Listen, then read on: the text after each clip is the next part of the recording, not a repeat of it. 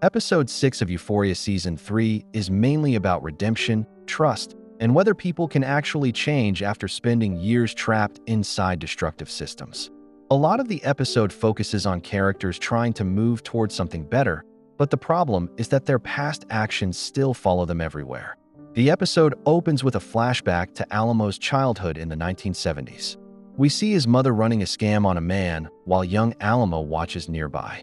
The moment is important because it shapes the way he views the world. As a child, he learns that people survive through manipulation, but he also sees how easily someone can be made to look weak or naive. Back in the present, this explains why Alamo constantly assumes betrayal is possible. He reacts aggressively whenever he feels disrespected or manipulated because he never wants to be the vulnerable person in a situation. This connects to one of the episode's main themes: control. Alamo believes trust creates weakness. If someone gains emotional or financial power over you, then eventually they can control you. That fear drives most of his behavior throughout the episode.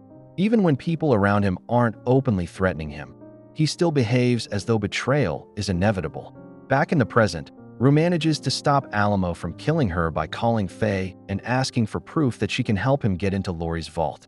She convinces Faye to secretly photograph the vault key, promising her money and invoking Fez's name to gain her trust. This moment shows how much Rue has changed over the course of the season. Earlier versions of Rue usually survived through avoidance, lies, or emotional manipulation.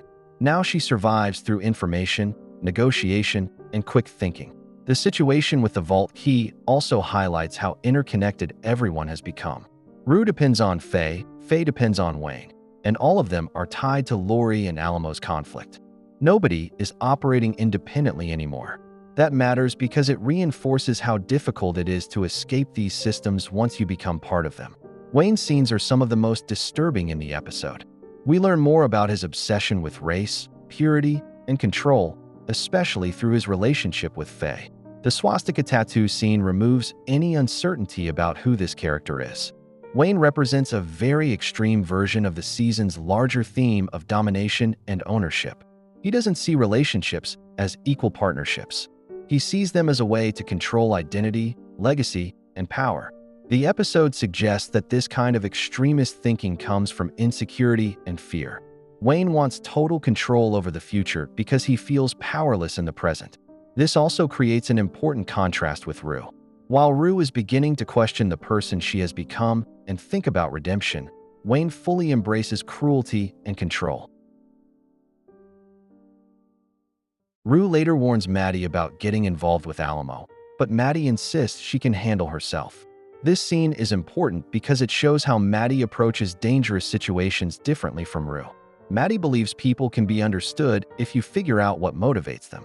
She trusts her ability to navigate power dynamics through confidence and intelligence. However, the episode slowly shows that Alamo is much less stable than Maddy assumes. When she suggests giving the dancers a day off, Alamo immediately interprets it as disrespect or weakness. His reaction reveals how emotionally driven he really is. Even small comments can make him feel challenged. This creates tension because Maddy and Alamo understand similar systems of money, influence, and presentation, but they operate within those systems differently. Maddy treats business strategically, while Alamo treats everything personally. Later in the episode, Laurie and Alamo meet to negotiate peace between their operations. They calmly discuss terms involving drug transportation and future business arrangements. On the surface, the meeting appears stable and professional. For a brief moment, it feels like the violence between them might finally calm down. But the scene never fully feels safe because both characters are fundamentally built on distrust. Even during a peaceful negotiation, there's an expectation that betrayal could happen at any moment. Rue secretly recording the conversation for the DEA adds another layer to this tension. Even when characters are pretending to create stability, deception is still happening underneath everything. Rue later visits Jules and suggests that they leave everything behind and start a new life together. This is one of Rue's most emotionally honest moments all season. She talks openly about anxiety, depression, purpose, and wanting to live for something greater than herself. Unlike earlier seasons, where Rue often seemed disconnected from long-term goals, She now sounds like someone genuinely searching for meaning. But Jules rejects the idea. That rejection is important because Jules has already created a new version of her life. It may not be perfect, but it gives her independence and stability in ways that Rue still can't offer. Their conversation shows how differently the two characters now define freedom. Rue sees freedom as emotional connection and escape from her current life. Jules sees freedom as independence and self-determination. Neither perspective is completely wrong, but they no longer fit together the way they once did. One of the most important scenes in the episode happens when Rue sits alone inside a church while waiting for a locksmith to duplicate Laurie's vault key. Visually, the scene places Rue between two worlds. On one side, she's still involved in crime, deception, and violence. On the other side, she's beginning to think seriously about redemption and forgiveness. While sitting there, she receives a phone call from her mother, Leslie. Their conversation brings the show back to a much more grounded emotional place. Earlier seasons focused heavily on Rue's addiction, guilt, and family relationships, and this scene reconnects with those emotional foundations. Rue tells Leslie that she doesn't want to be trapped forever by the mistakes she has made. That line is important because it frames redemption emotionally rather than legally. Rue isn't only trying to avoid punishment. She genuinely wants relief from the version of herself that she has become. Cassie's storyline takes an interesting turn in this episode. Earlier in the season, she was mostly portrayed through online performance, vanity, and validation. But during her performance for LA Nights, the line between acting and reality starts to blur.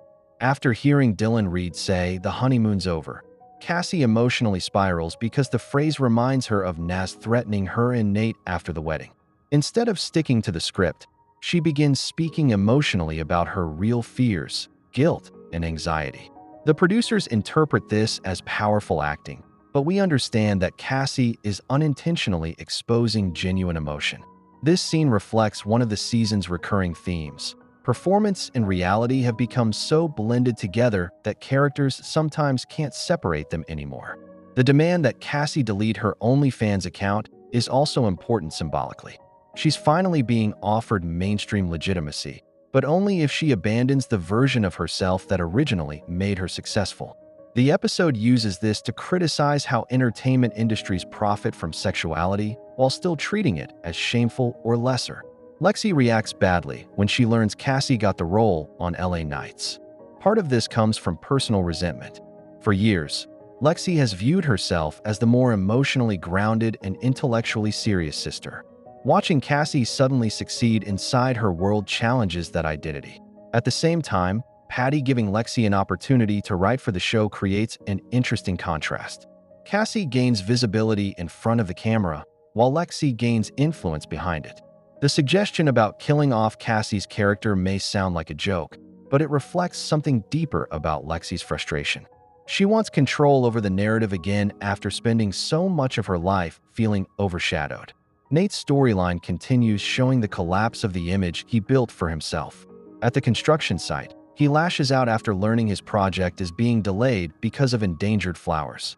The scene shows how badly he handles limits or obstacles that he can't dominate or manipulate away. Soon after, Naz's men return and continue physically torturing him. The repeated mutilation throughout the season has become symbolic.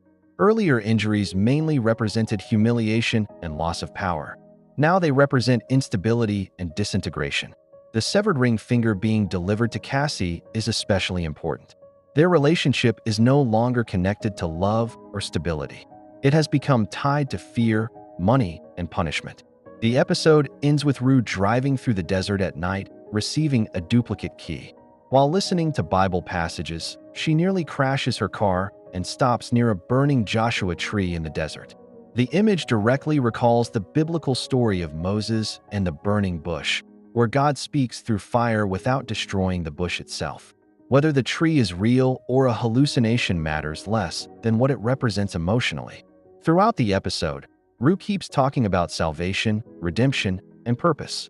The burning tree appears at the exact moment when she feels physically lost and emotionally exhausted. Symbolically, the scene suggests the possibility of awakening or transformation. The fact that the Bible recording cuts out just before this moment is also important. Earlier, Rue was searching for answers through outside guidance, but the ending suggests that she may now have to confront herself directly instead. By the end of the episode, most characters are caught between the people they used to be and the people they want to become. Rue wants redemption, but she's still deeply involved in violence and deception. Cassie wants legitimacy, but her success still depends on unstable systems built around image and validation. Nate wants control over his future, but everything around him continues collapsing. Lexi wants recognition, but part of her ambition is still connected to resentment. The burning Joshua tree leaves the episode on a more reflective and uncertain note than usual. Instead of ending with direct violence or shock, the episode ends with Rue confronting the possibility that survival alone is no longer enough for her. She may finally be searching for meaning beyond addiction, fear, or escape. But the episode also makes it clear that wanting redemption and actually earning it are two very different things. Make sure to like and subscribe if you enjoyed this video, and I will see you in the next one.